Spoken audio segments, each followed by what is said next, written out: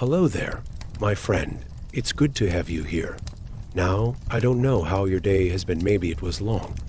Maybe it was short. Maybe it was just there. Either way, you've made it to this quiet little corner of the night, and that's worth a gentle round of applause, the soft kind, of course, not the clapping kind. So, welcome. Take a moment, if you haven't already, to dim the lights. Maybe light a candle, or switch on a soft fan, something with that peaceful little hum that feels like a whisper from another room. Pull your blanket a bit higher. Adjust your pillow just right. Tonight, there's no need to do anything at all, except slowly drift into rest, and as you're getting cozy, I'm going to tell you a story. But don't worry, this won't be the exciting kind of story.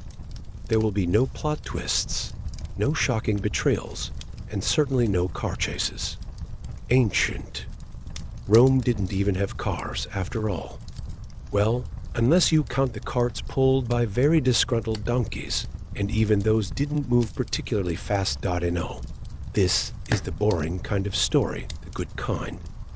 The kind that takes its time, wanders a little, and tells you far more than you probably need to know about things like itchy tunics, suspicious bread, and the long list of ways that being a woman in ancient Rome was, let's just say, not exactly spa day material. But don't worry, we're not here to stress. We're here to relax. You'll be right at the center of the story. You are the character. A woman living an ordinary life in the heart of the Roman Empire. Your days are filled with routines and duties and some truly questionable hygiene practices. Your sandals are always just a little bit uncomfortable. Your water is always just a little bit questionable. And your chances of having a peaceful moment alone? Practically non-existent. But in a sleepy sort of way, the ancient world, you see, wasn't designed with comfort in mind. Especially not for women. But that's okay, because tonight, we're not trying to fix anything. We're just here to notice it, to walk through it slowly, and to maybe, just maybe, let the sheer uneventfulness of it lull you to sleep.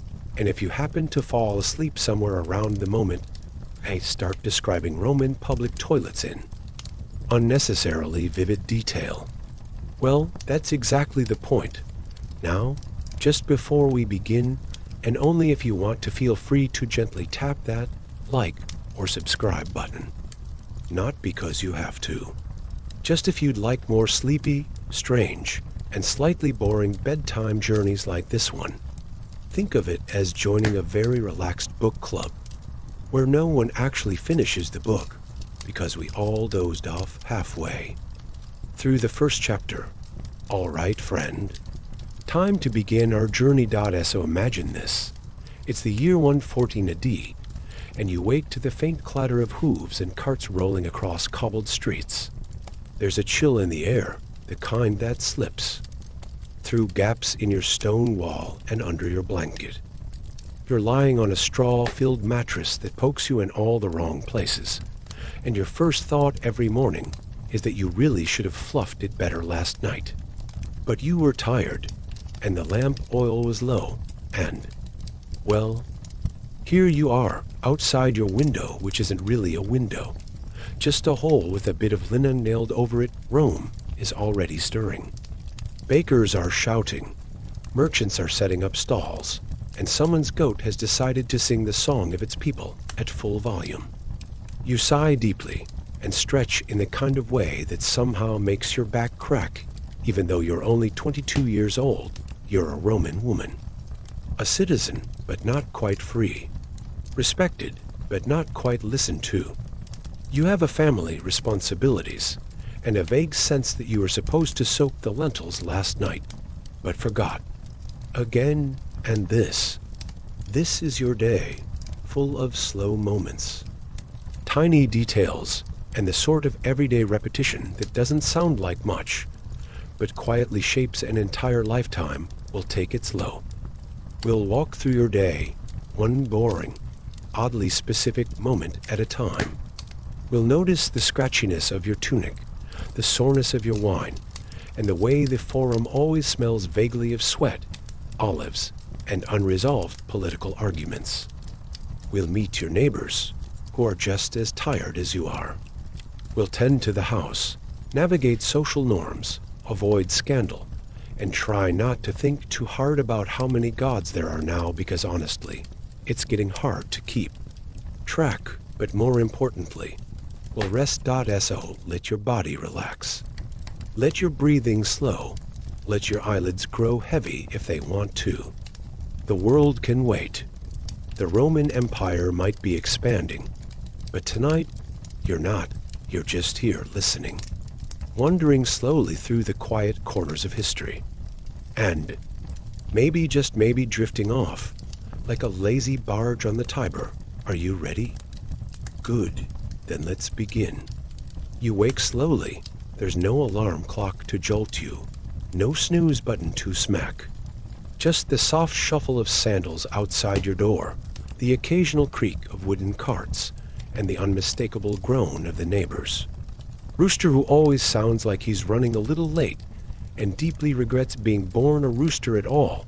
The air in your room is still, a little musty, and cool in that way stone homes tend to be always slightly damp, never quite warm, even in summer. Your bed, if we can call it that, is a modest wooden frame with a lumpy straw mattress. The straw pokes you in the shoulder as you shift, and you make a mental note to beat it flat later today. Not that you'll actually remember. The linen blanket, tangled around your legs, has a rough texture, a bit like sleeping inside an old flour sack, which, frankly, might not be far from the truth. It doesn't matter. It's familiar. The kind of itchy that you've just stopped noticing. Your eyelids flutter open to the soft gray light of early morning, filtering through the linen draped over your window. Well, not a window exactly, more like a rectangular gap in the wall. If it rains, you just hope for the best. You hear the city waking up.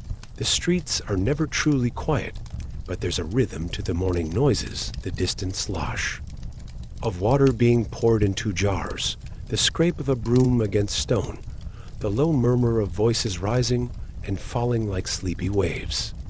And of course, someone's yelling about fish already. There's always someone yelling about fish. You take a long breath through your nose and instantly regret it. The smells of Rome are complex. There's the smoky sweetness of bakeries firing up their ovens, which is pleasant, but layered. Beneath that is a bouquet of yesterday's chamber pots, old cheese, and the ever-present perfume of donkey. Rome has thousands of donkeys, and they all smell exactly like donkeys. Still, this is home. Your home, your modest domus, isn't exactly palatial. It's not one of those grand villas on the hill with marble columns and peacocks strutting around, like they own the place. But it's yours. Sort of. Well, your husband's. But you live in it.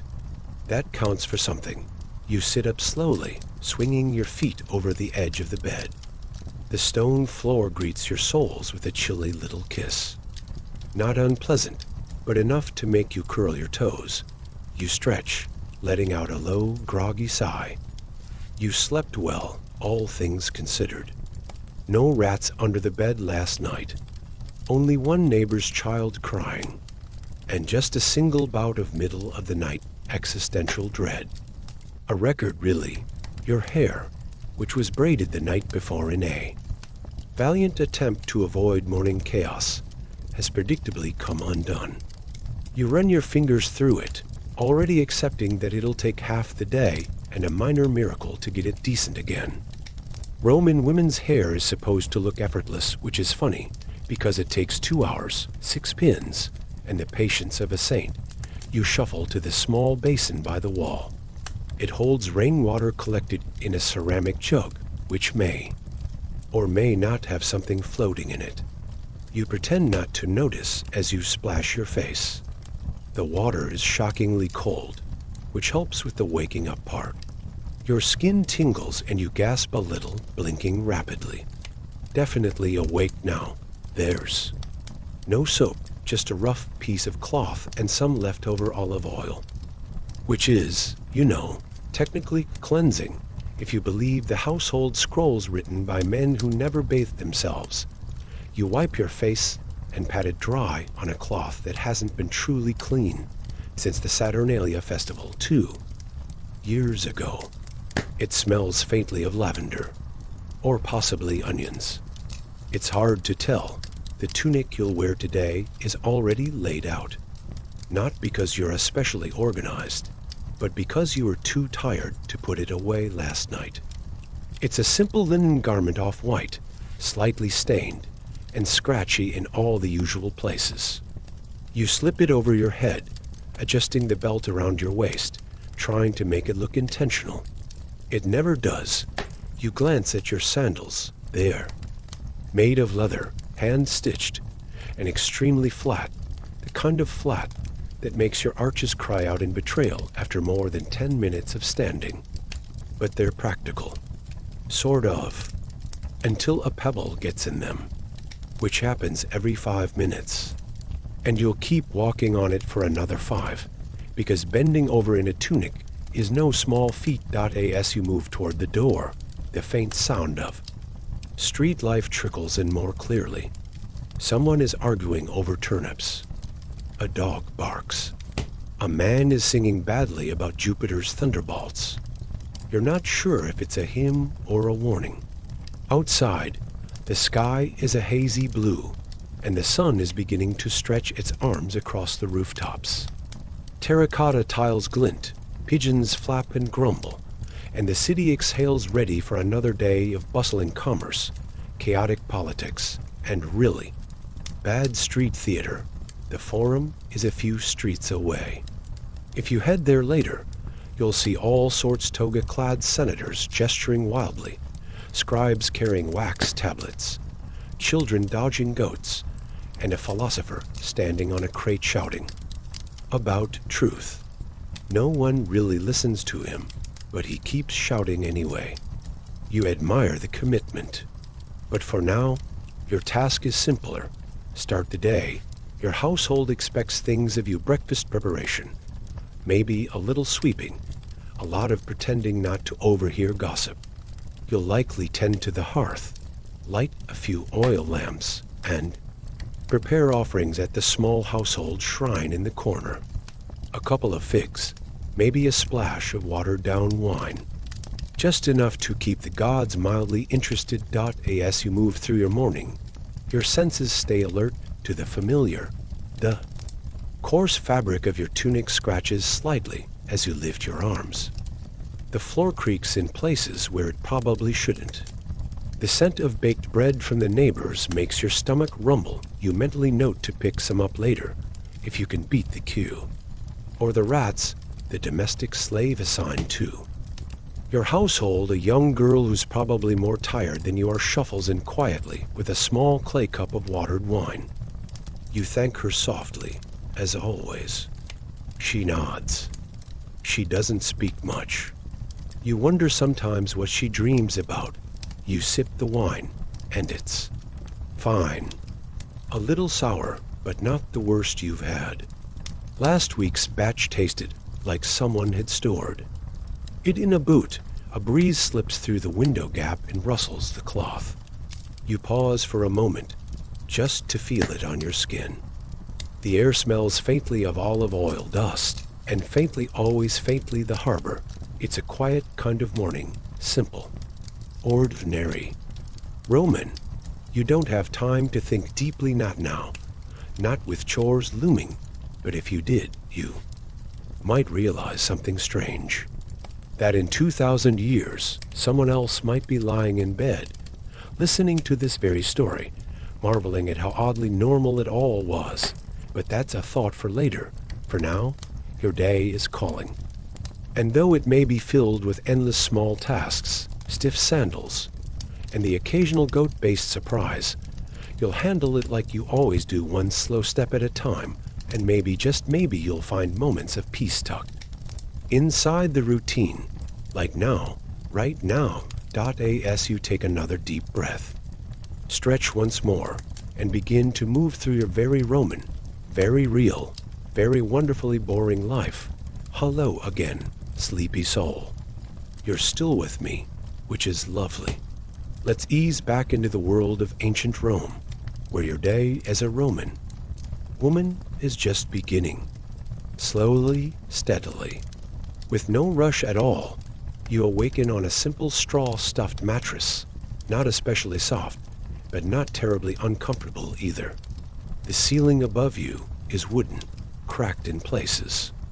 A single beam of light peeks through the shutters, the Roman sun already poking at the edges of your small, dimly lit room. It's early, but not too early. Roman mornings don't start with alarm clocks. Of course, just the gradual sounds of the world stirring. A neighbor's footsteps, distant clattering from the courtyard. Maybe the clink of amphory being moved. Or was that your imagination? You take a long, slow breath. The air smells faintly of oil lamps, with a hint of last night's lentils still lingering in the corners of the room. It's not unpleasant, just earthy, real. A mixture of soot, time, and routine rolling over on your side. The rough linen of your tunic clings slightly. Roman sleepwear isn't known for comfort. No stretchy pajamas here, just coarse fabric and uneven seams that you stitched yourself. Good enough. You're used to it by now. With a gentle stretch, you sit up. The stone floor greets your bare feet with a chill. There's no central heating, of course. Just whatever warmth managed to linger from the hearth in the other room. You wrap your arms around yourself for a moment, then slowly rise. Before anything else, there's a ritual to perform. You shuffle to the small household altar, the lararium. It's called tucked into a corner of the atrium. A small niche in the wall holds two little figurines, the household gods or lares. They watch over your family and your home.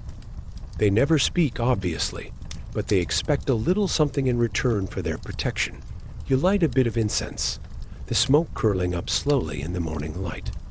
You murmur a few words of thanks, soft and sincere, not because you fear divine punishment, just because it's what you've always done. Then it's time to start the fire. The hearth in the kitchen room, still dark and cold, waits for you. No matches, no lighter, just flint, some dry kindling, and a lot of patience. Your fingers are already sore just thinking about it. You crouch near the hearth, tuck a strand of hair behind your ear, and begin the familiar tapping stone to steel to spark. A few quiet minutes pass. Nothing. A few more. Then at last, a thin thread of smoke curls upward. You blow softly, cradling the ember. Slowly, steadily, a small flame takes. Warmth returns. You feel it in your knees, your face, your fingertips. You feed the flame with dry twigs, then small logs, building it up with care. With the fire going, the real work begins. Breakfast in no eggs and toast here. No coffee, no toaster. Just pulse, a sort of porridge made from ground barley or farro, the dependable dull Roman breakfast. You scoop a handful from a cloth sack. The grains are rough in your palm, like little pebbles. You grind them first slowly with a hand mill. The stone turns with effort. Your shoulders ache. It's early, and you haven't eaten. But this is what the day demands. Grind, scoop, stir. You pour water from a clay jug into a small pot and place it over the fire, adding the ground grain. A pinch of salt, if you have any.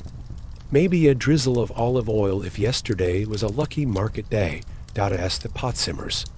The smell begins to drift warm, bland, comforting in its own humble way.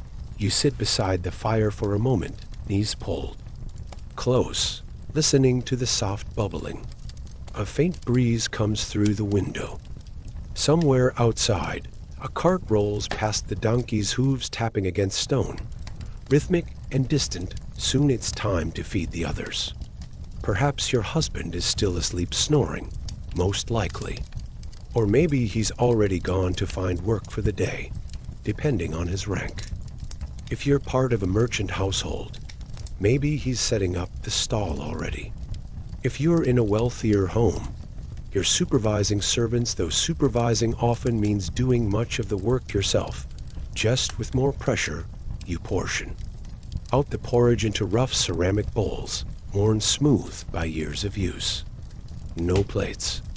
Just these deep, heat-retaining bowls that have seen hundreds of mornings just like this one. As others begin to stir, you greet them with soft nods.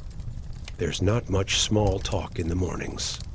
Just shared tasks, shared glances, the occasional sigh.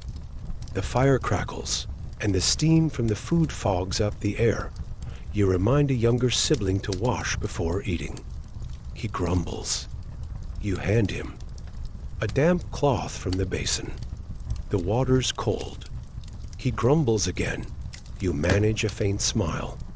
It's always like this, once everyone has eaten, or at least, once no one is complaining too loudly, you begin cleaning up. The bowls are rinsed in a wooden tub using the same water from the basin, now cloudy and lukewarm. You set them aside carefully to dry. The fire is dying down, and you consider whether to stoke it again or let it rest for now. You choose the latter. There will be time for more cooking later. Before moving on, you pause to tie your hair back again. Roman women often braid it or twist it into buns, sometimes with ribbons or pins.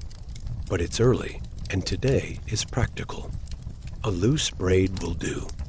Something to keep it out of the porridge. You glance out the door to the street beyond. A few women walk by, baskets in hand, headed for the market. Their sandals slap against the stones. One of them waves lazily. You nod in return. It's a simple morning. Repetitive. A little cold. A little smoky. But peaceful in its own odd way. And you're here in the middle of it all. Not a senator. Not a goddess. Just a woman in ancient Rome, doing what women in ancient Rome do, one quiet task at a time, and maybe, just maybe, feeling a little sleepy again.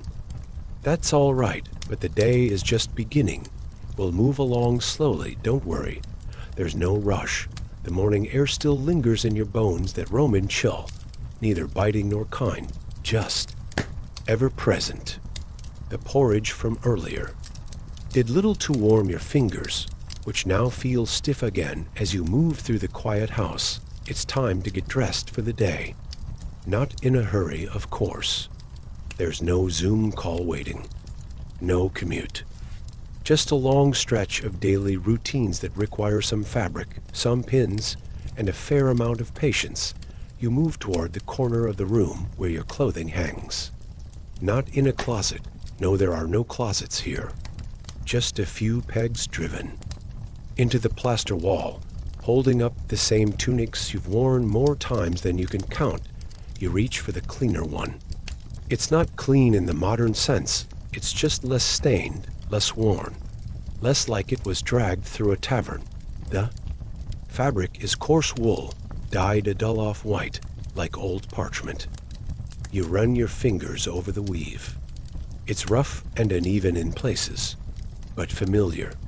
The kind of scratchy that your skin no longer bothers to protest. Slipping out of your sleep tunic, you let it drop quietly to the floor. No mirrors here. Not really. Maybe a small polished bronze disc on the wall, if you're lucky. But it doesn't reflect much. Just a blurry impression of yourself. A shimmer of someone trying to look respectable before the sun gets too high. You step into the stola, the traditional garment of a Roman woman, especially if you're married. It's not exactly flattering or convenient, but it's what's expected. The stola goes over your head like a shift, falling in heavy folds around your ankles. You tighten it at the waist with a cord, not because you're trying to be fashionable, but because otherwise You'd trip on it for the rest of the day. Then comes the palla, a long rectangular cloak that can be draped in all sorts of ways. Over the shoulder, around the back, over the head like a hood.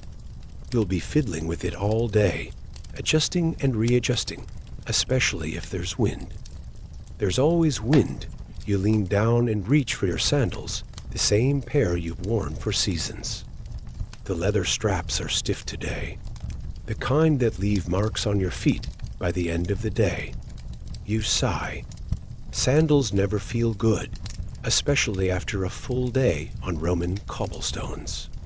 But barefoot isn't an option, not unless you want every pebble in the empire embedded in your heel. You tighten the strap and hear the soft creak of dry leather.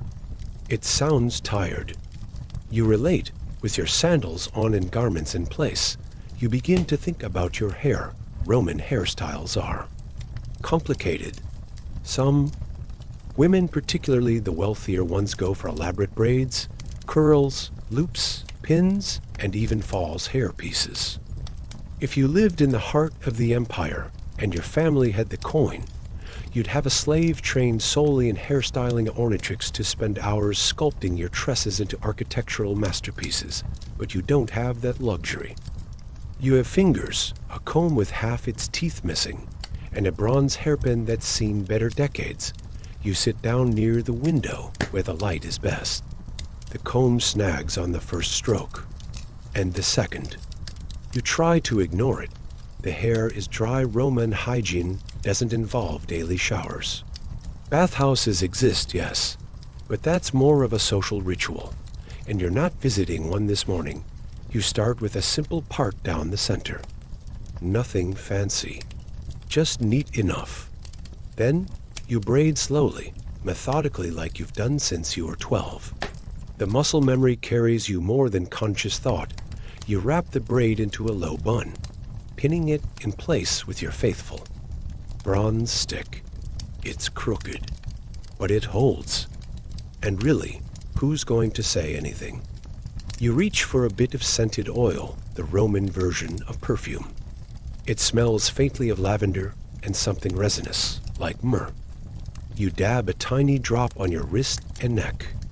The scent is subtle, but oddly reassuring. A little luxury in a day that won't have many.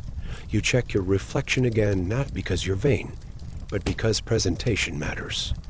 In Rome, appearance can define your social status, your dignity, your very identity. It doesn't have to be perfect. Just put together. You smooth the stola's folds. You tuck in a loose lock of hair.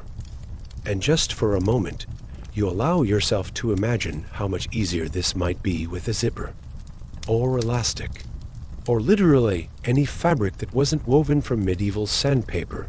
Outside, the sounds of the street begin to rise. Cartwheels, hurried footsteps, someone shouting at their goat. You take one last deep breath, letting the Roman air fill your lungs. You're dressed, not for a party, not for glamour, just for a day of duty, errands, and chores.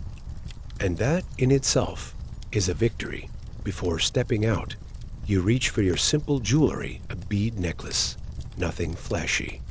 Maybe a copper bracelet that jingles faintly when you move.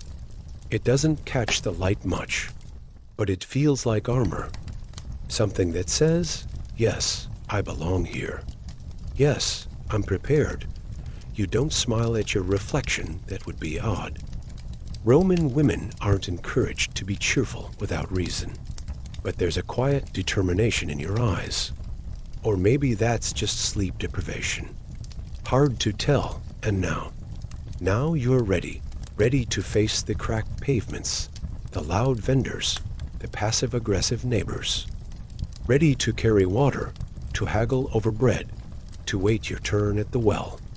Ready to hold the whole household together with nothing but calloused hands and sheer willpower.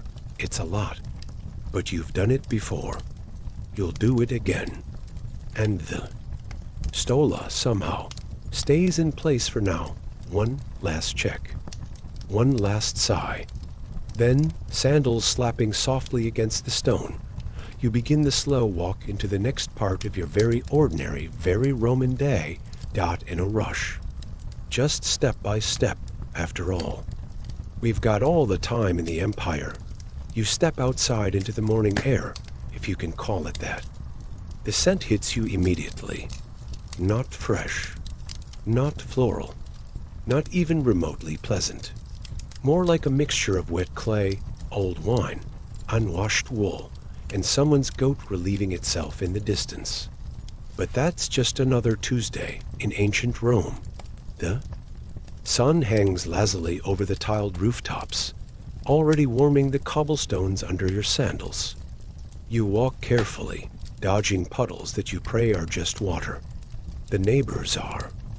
Stirring to women balancing jugs on their hips, men shouting about fish, dogs arguing with invisible enemies, your first task of the day.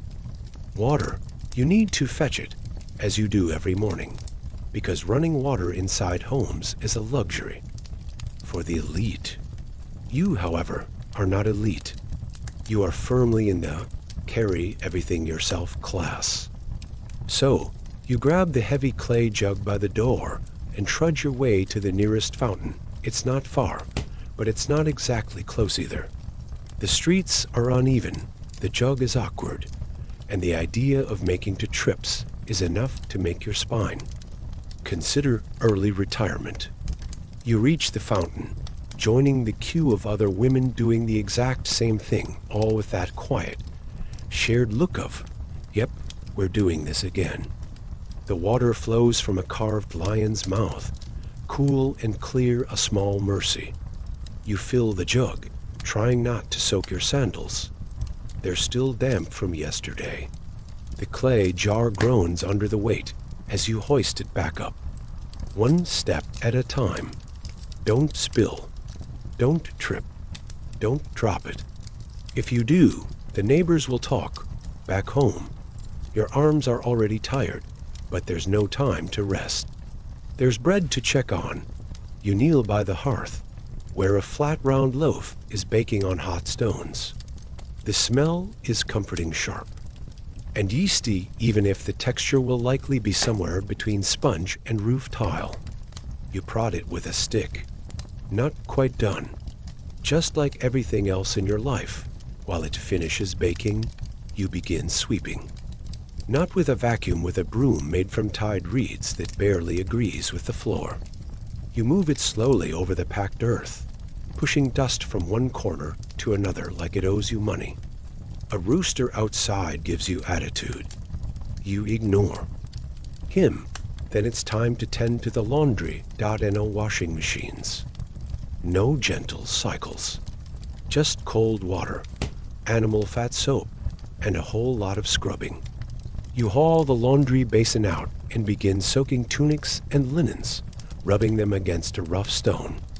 Your knuckles are already sore from yesterday, but that doesn't matter. Clean-ish clothes are expected. Some women pay others to do this. You're not one of them. You work the stains out with practiced effort, dunking, wringing, sighing. A neighbor calls out something about the weather. You nod politely, still twisting the shirt like it's offended your ancestors. Once done, the clothes are hung across a rope strung between the walls, flapping limply like tired flags. The sun will dry them eventually, or the wind will knock them down. Either way, it's out of your hands. Next on the agenda, grinding grain. You sit down at the large, flat stone and begin turning the hand mill. It's slow, repetitive, and about as exciting as watching plaster dry. You add a handful of grain. Grind. Push. Turn. Repeat. Your shoulders ache within minutes. You wonder not for the first time why you were born in a time before electricity. Convenience or back support. Still, the flour builds up, soft and fine under your fingers. You'll use it for more bread later. Not because you want to, but because you have to. Roman life is a carousel of flour, water, and mild suffering. You glance outside. A small child is chasing a chicken down the street. The chicken seems unfazed. You return to your chores. The hearth needs attention again. The fire has died down, and you have to coax it back to life. You blow gently on the coals, feeding it bits of dry wood, and muttering encouragement under your breath, like it's a very lazy dragon. Eventually, it flares up just enough. You place a pot over the flame, dropping in lentils, onions, and a few herbs. It'll stew for hours. A simple meal, maybe boring, but reliable. Like you doubt it as it simmers.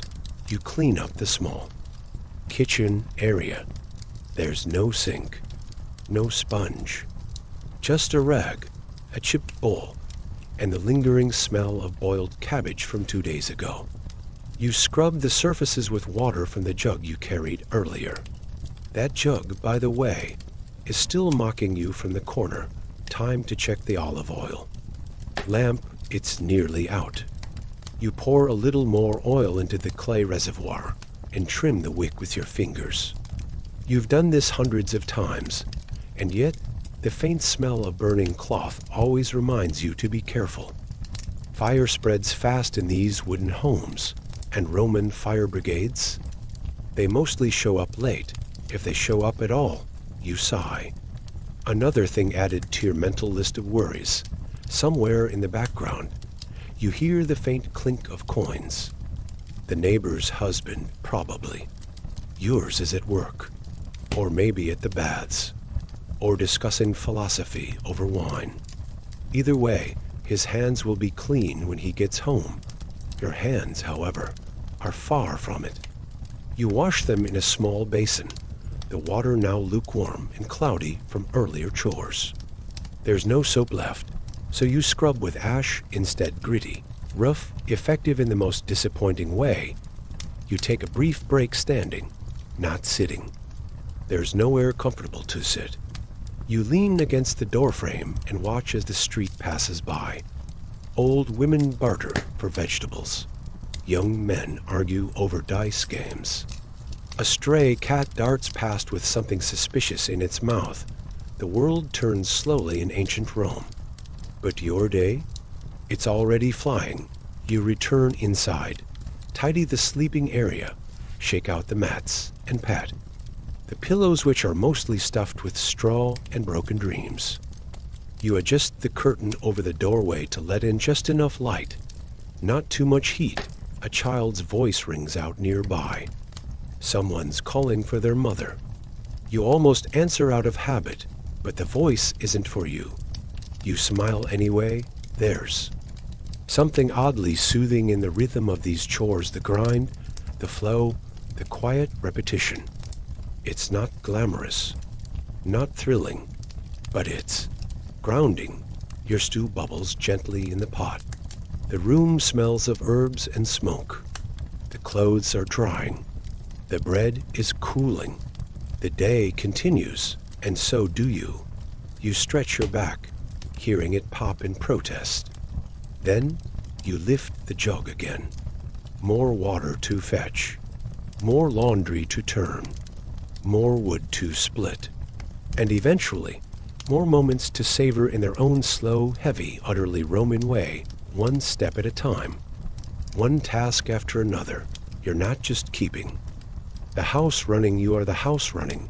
And though no one will write poems about your sweeping, scrubbing, or stew stirring, you're the reason this world keeps turning, quietly, steadily, like a lamp that always burns low, but never goes out. The sun has climbed higher now, casting golden beams across the rooftops and slowly turning the dust in the streets into something like warm ancient soup. Your legs are already tired from the morning routine, but there's no rest in the life of a Roman woman. You've got errands to run, and that means it's time for the marketplace. You reach for your basket woven, a bit lopsided, with a slight scent of onions that never quite left it. You tuck a small cloth over it, not because it'll keep. Anything cold, nothing stays cold, but because it looks tidy, and tidy matters. You slip a few coins into your belt, adjust your scarf to shade your neck from the sun, and step out once again onto the uneven Roman road.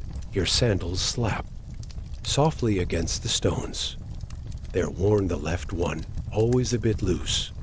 You've tripped over it a few times, but fixing it would mean taking it to the cobbler, and that would cost more than it's worth.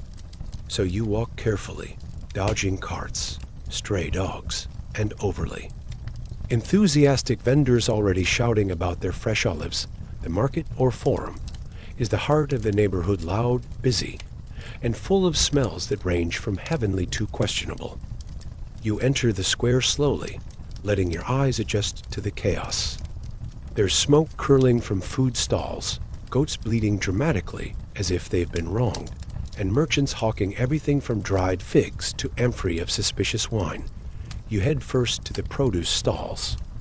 A man with a beard shaped like a half-wilted broom waves at you, pointing to his pile of cabbages with the confidence of someone selling gold. The cabbages are, frankly, unimpressive. You pick one up, squeeze it gently, and give him a look that says, "You know this is last week's cabbage." He shrugs. You take the least sad one and haggle, not because you enjoy it, but because it's expected. He groans. You win. Next you move on to the herbs: dried lavender, bay leaves, rosemary. The woman selling them has fingers stained green and speaks in a whisper, like she's telling secrets to her plants. You buy a small bundle of thyme and try not to sneeze from the dust. She thanks you with a wink, slipping an extra sprig into your basket. You pretend not to notice, but you'll remember it later. Now it's time for the butcher. You prepare yourself. The butcher's stall smells intense. It always does. Meat hung from hooks, FLIs buzzing lazily like they pay rent. You need some pork belly, but you're not sure how fresh it is. The butcher, a man built like a barrel, insists it was slaughtered this morning. You glance at the meat. It might have been slaughtered last morning. You buy a small piece anyway, just enough to flavor stew. You'll boil it for hours and hope for the best. A young boy runs past you, chasing a chicken with a look of determination usually reserved for Olympic athletes. The chicken is winning. You continue weaving through the crowd, stopping to smell fresh bread from a baker's stall. It's better than yours, of course. His oven is larger, hotter, and he doesn't have to share it with a family of squirrels. You buy a small round loaf anyway. Warm, crusty, overpriced. Worth it. You pause at a stall selling pottery bowls. Plates, small oil lamps shaped like dolphins. You pick one up. The dolphin's face is off. You set it back down gently, trying not to offend its sculptor, who is watching you like you've just insulted his mother. You smile politely and shuffle away. Then comes the fishmonger. You sip water from a small clay cup, cool and refreshing against your tongue. The midday heat presses gently against the walls, but inside, the air is cool enough to rest in after the meal. There's a brief pause, a moment for digestion and thought. You wipe your hands on a cloth, the fabric rough but familiar. The sun shifts slightly, casting longer shadows across the floor. You think about the day ahead, the tasks waiting for you, the endless cycle of work and care. But for now, you allow yourself this quiet break, this little island of peace in the middle of a busy, dusty world. The day continues, steady and unchanging, like the slow turning of the earth itself. And you're part of it, a small, steady presence in a vast, ancient city. The afternoon sun leans a little lower, softening the edges of the day, casting long shadows across the worn stones of your neighborhood.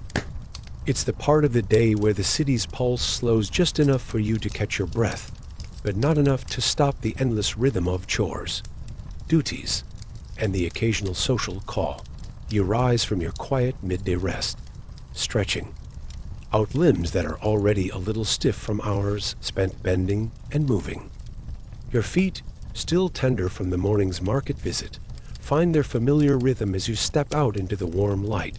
There are tasks waiting the never-ending chores that mark a Roman woman's day.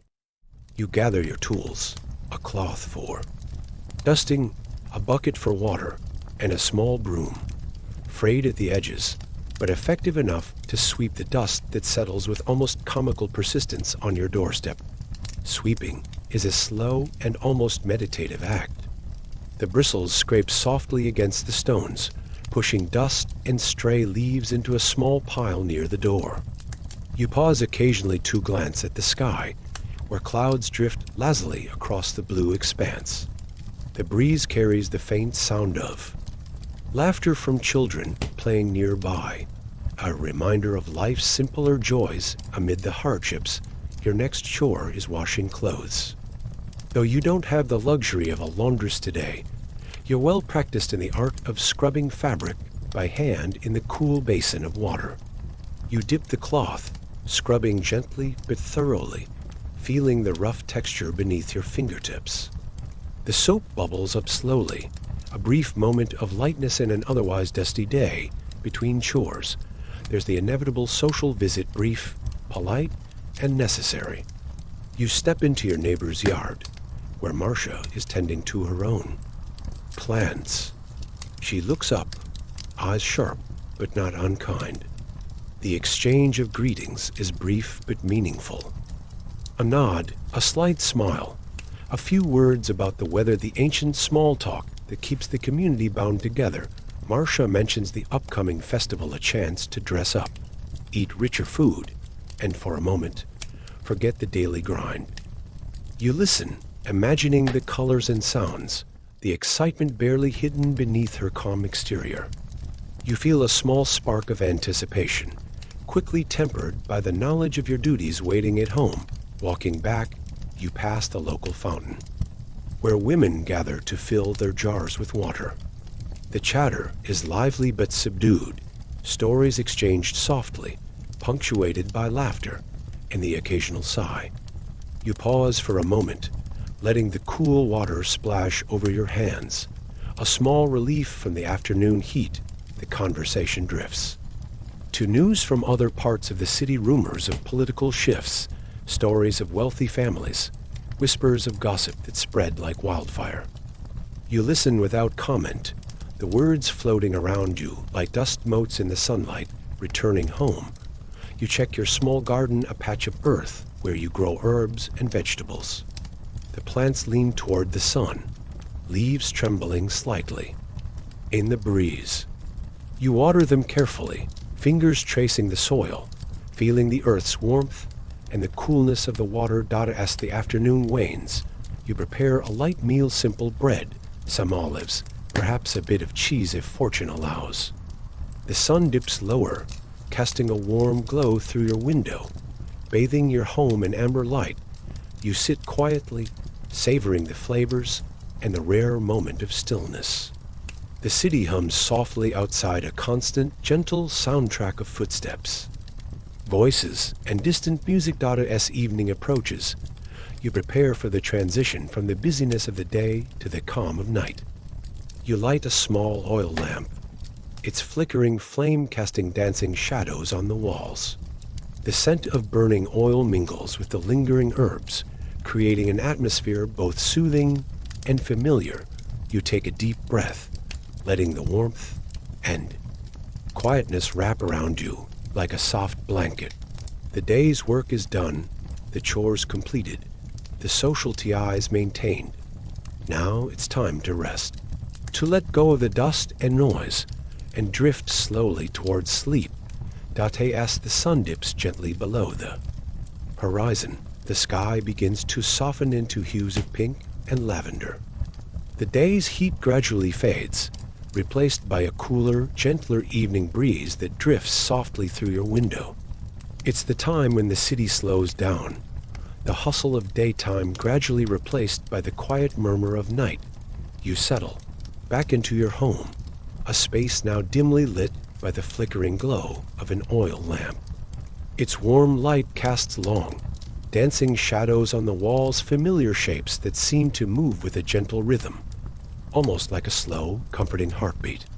The scent of burnt oil mingles with the faint aroma of herbs you dried earlier, creating a soothing, earthy atmosphere.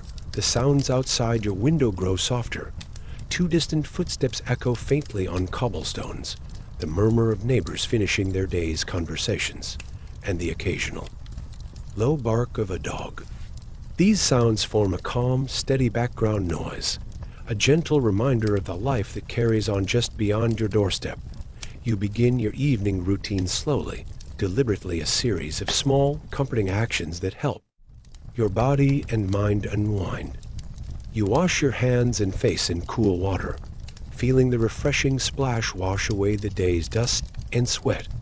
The sensation is simple but deeply satisfying, like a quiet ritual that marks the transition from activity to rest. Next, you prepare a light supper, nothing fancy, perhaps just some bread softened with a little olive oil and a handful of dried fruit or nuts.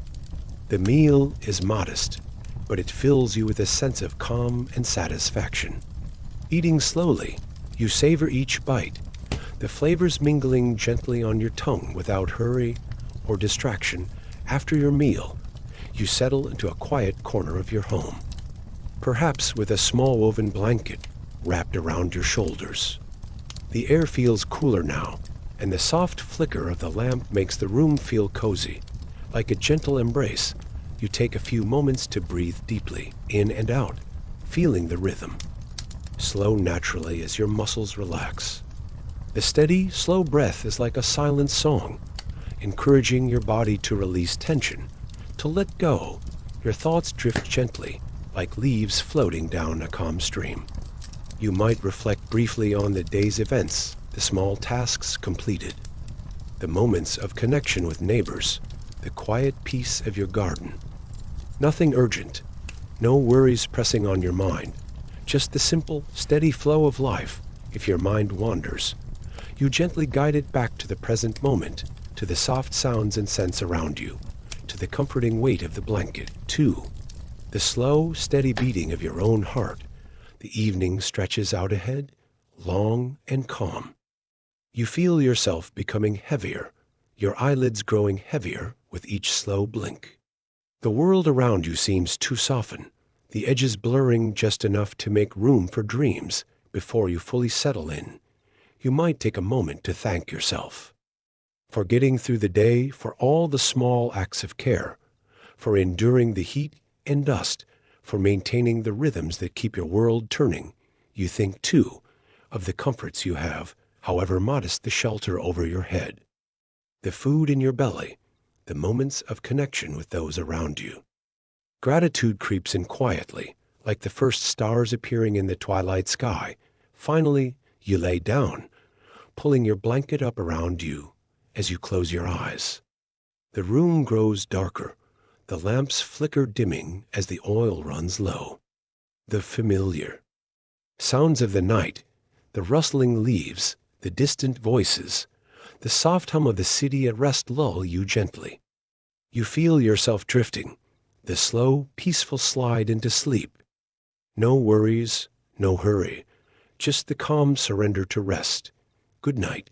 As the evening deepens and the world outside quiets, it's a perfect time to pause and gently look back on the day you've just spent in ancient Rome, a world so different from our own, yet full of little moments that connect us across time. You've walked slowly through the hours, experienced the simple routines that shaped life back then, and perhaps felt the weight of the hardships to the relentless dust, the never-ending chores, the social expectations pressing quietly but firmly upon you. It's important to remember, life wasn't easy, especially for a woman in that era. The rules were strict, the roles rigid, and the comforts few and far between. Your day was filled with tasks that might seem tedious or even harsh by today's standards, but they were the fabric of everyday survival.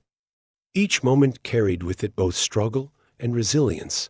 Maybe you noticed the rough texture of the clothes you wore, the sting of cold water as you washed, or the sharp taste of the simple meal you prepared. These are not just details, they are reminders of how far we've come and how fortunate we are in our modern world. Speaking of modern comforts, take a moment to appreciate just how easy things can be now. You probably have a soft bed waiting for you, a warm shower, maybe even a cozy blanket, all luxuries that might have seemed like dreams in ancient Rome. And don't forget the little conveniences we often take for granted. The flick of a switch to light a room, the hum of a fan or air conditioner, or even the simple act of opening a fridge to find fresh food. It's funny to think how we sometimes complain about tiny inconveniences when, in the grand scheme, they're nothing compared to what daily life once demanded. So, as you breathe deeply now, maybe let a little smile touch your lips, a quiet nod to how fortunate you are to live in this moment. With all its ease and comfort, let your breath slow and deepen. Feel the rise and fall of your chest, the steady rhythm like the gentle waves of a calm sea. With each exhale, release any remaining tension, any lingering worries or fatigue.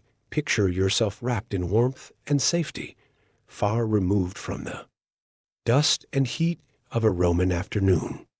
Imagine soft linens against your skin, a quiet room filled with gentle sounds, the whisper of leaves outside your window, the distant call of a night bird, the faint rustle of curtains in a light breeze. As you settle deeper into this calm space, allow your thoughts to drift freely but softly, like clouds floating across a clear sky. You don't need to hold on to any one thing, just watch your mind move gently from one peaceful image to another. The hardships you've learned about today are not yours to carry, not tonight.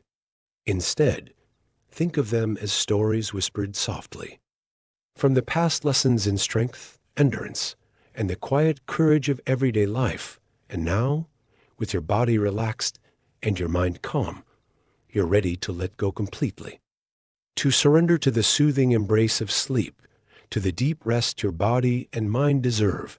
If you enjoyed this journey, feel free to like or subscribe, but only if you want to. No pressure at all, this space is yours, a gentle refuge from the world. Take one last, slow, deep breath in, and exhale fully, letting go. Good night, dear friend. May your sleep be deep, your dreams gentle, and your morning bright, dear friend. May your dreams be soft and your rest deep. Hello again, dear friend. Thank you for staying with me through this slow and gentle journey into the world of ancient Rome, a time and place so far away from our own, yet somehow close through the simple, shared rhythms of daily life. I hope this story has carried you softly toward a place of calm, away from the busyness of your day and into the comforting arms of rest. As we come to the end of our time together tonight, I want you to know how much I appreciate you. It's not always easy to slow down, to give yourself permission to rest and unwind. But here you are, choosing to settle in, to listen, and to let the quiet wash over you. That choice right now is a gift to yourself, a small act of kindness in a world that often moves too fast. So thank you, truly, for sharing this peaceful moment with me. Now, as you prepare to drift off, let me remind you gently, this is your space. There's no need to do anything but breathe and relax. If you want to, you're welcome to subscribe or leave a comment, but only if you feel like it. There's absolutely no pressure here. This is a quiet place meant for rest, not obligations. Feel free to come back whenever you need a moment of calm, a soft story to carry you into sleep. I'll be here, ready to guide you with gentle words and soothing tales, whenever you wish. As you lie there, wrapped in comfort, I invite you to take a few slow, deep breaths. Inhale gently through your nose, feeling the air fill your lungs, and exhale softly through your mouth, releasing any last traces of tension or worry. Let your body sink deeper into your bed or chair, supported and safe, Imagine yourself in a peaceful place, perhaps a quiet garden under a starry sky, or a cozy room with a crackling fireplace casting a warm glow. Hear the faint sounds of night. Around you, the soft rustling of leaves, the distant call of an owl, or the gentle patter of a light rain. Allow those sounds to lull you further into relaxation, guiding your mind toward dreams that are light and restful. Tonight, may you find deep, uninterrupted sleep. May your dreams be filled with calm, gentle images, soft colors, quiet places, and peaceful moments. And when morning comes, may you awaken refreshed, renewed, and ready to face a new day with ease. Thank you once again for joining me. Good night, dear friend. Sweet dreams. Hello again, dear friend.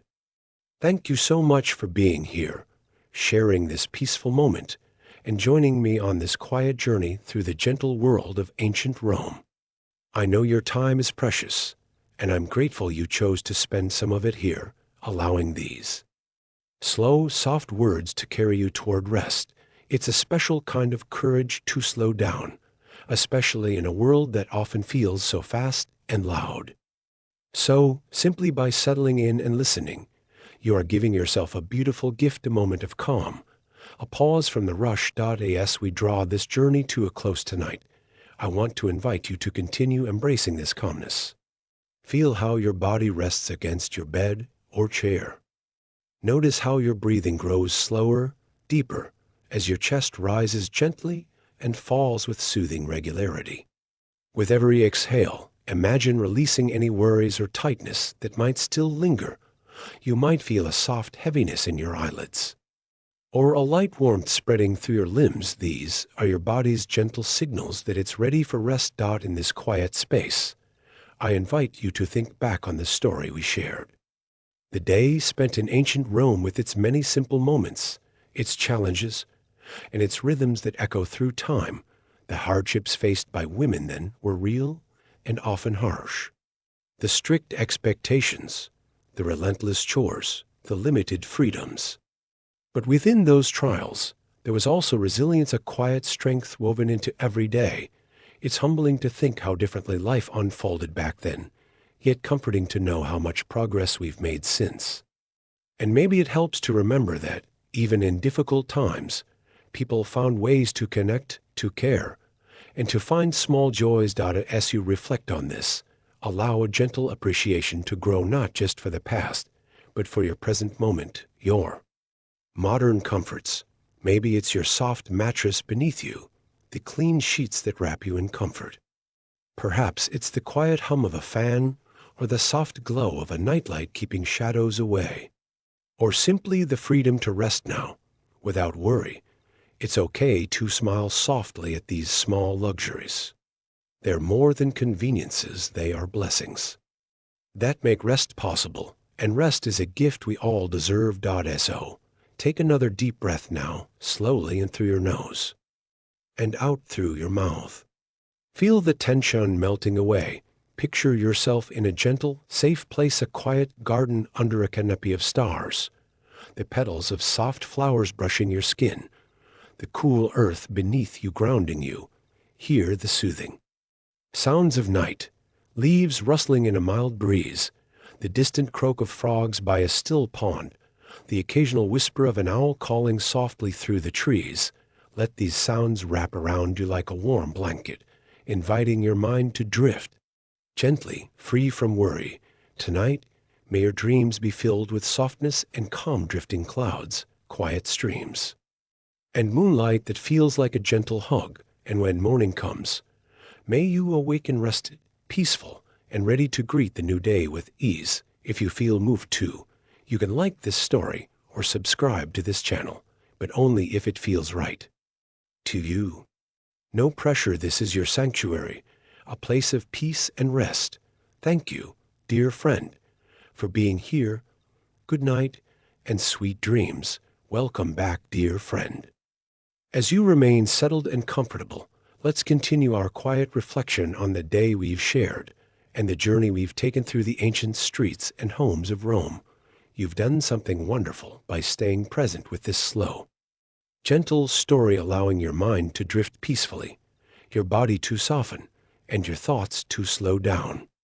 In this moment, there's only calm and a feeling of being cared for, safe, and understood. Think back to the details we explored earlier. The morning rituals, the textures of the clothes, the scents carried on the breeze, the sounds echoing through the marketplace. They all formed a tapestry of daily life, humble yet rich with subtle moments. Maybe you found a quiet empathy for those women, living within constraints you would never choose for yourself. You might have imagined the heat of the sun on dusty streets, the roughness of linen against your skin, or the weary smiles exchanged in brief moments of friendship. And while some of those hardships might seem far away, others might feel more familiar. The sense of responsibility, the desire to care for family, the small pleasures found in simple routines.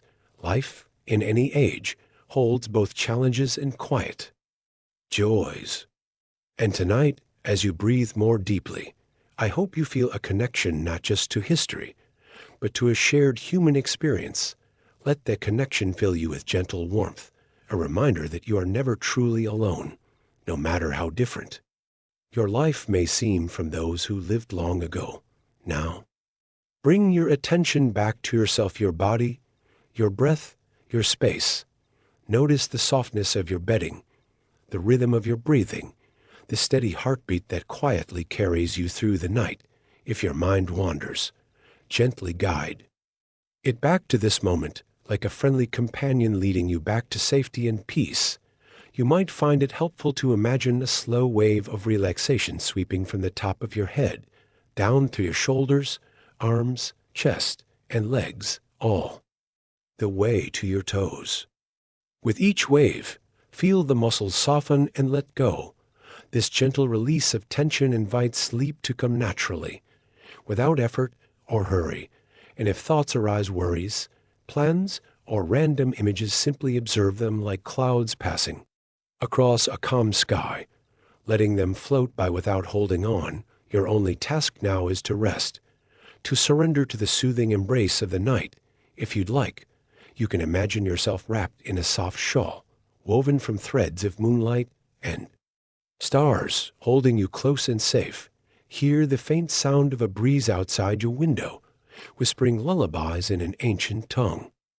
Comforting and familiar, allow yourself to feel gratitude not only for the story we shared, but for the gift of this moment, a chance to pause, to breathe, and to recharge. And as you continue to relax, you might find a gentle smile curling at the edges of your lips, a sign that your body and mind are preparing to slip into peaceful sleep. Remember, there is no rush here. Sleep will come in its own perfect time. If you enjoyed this journey tonight, feel free to come back whenever you need a quiet place to rest. You are always welcome here, dear friend. Good night once again. May your dreams be filled with calm light, soft whispers, and sweet peace. Hello once again, dear friend. We've traveled together through this slow, soothing story, and now it's time to gently close our journey for tonight. You've done wonderfully, simply by being here, allowing these words to wrap around you like a soft blanket and guide you toward rest. As you lie quietly, feel the weight of your body sinking deeper into your bed or chair. Notice the calm that has settled over you, a calm that invites the deepest kind of rest. If you like, take a moment now to scan your body from head to toe. Notice any lingering tightness or tension, and imagine it slowly melting away with every breath you take. There is nothing left to do but relax, to surrender to this quiet moment. Remember, sleep isn't something you have to chase or force. It's something that comes naturally when the mind and body are ready. And you, dear friend, are exactly where you need to be to welcome it. The world outside might still be busy or noisy, but in this peaceful bubble we've created together, there is only softness, stillness, and rest. Imagine a gentle night breeze, just cool enough to soothe your skin, rustling the leaves of nearby trees. Maybe there's the faint sound of water, a slow, steady drip, or the soft rush of a distant stream. These small sounds help cradle you in comfort, Like a lullaby from nature itself, you might picture the sky above, vast and star-studded, each star a tiny beacon of calm light, twinkling quietly to watch over you. Let your thoughts float gently, without holding on to any one thing. Like a leaf drifting on a gentle river, carried effortlessly along by the current of peaceful sleep. If you feel gratitude rising in your heart, allow it to fill you with warmth and light. Gratitude for the day behind you, for this moment of calm, for the comforts of your life now, the softness of your bed, the quiet safety of your room, the freedom to rest, and if you find your mind wandering back to the story of ancient Rome, to the lives and struggles of the women we met there, let those reflections fade softly into the background, like a distant memory. As you focus on your own present peace, you've done something wonderful by simply choosing rest. That choice honors your body and mind, allowing them to renew and heal. So now, as you prepare to slip into sleep, know that you are safe, you are cared for, and you are exactly where you need to be. Thank you for sharing this time with me, for listening, for relaxing, and for allowing these gentle words to accompany you. If you wish, you can return to this quiet place anytime you need, whenever you seek a slow story, a soft voice, or a peaceful moment. And if you feel like subscribing or leaving a comment, know that it's always welcome, but never expected. This space is yours, free of pressure or obligation. Take one last deep breath with me. Inhale slowly through your nose, and exhale gently through your mouth. Feel the softness of sleep closing in around you like a tender hug. Good night, dear friend. May your dreams be calm, your rest be deep, and your morning bright and gentle. Until we meet again, sleep well.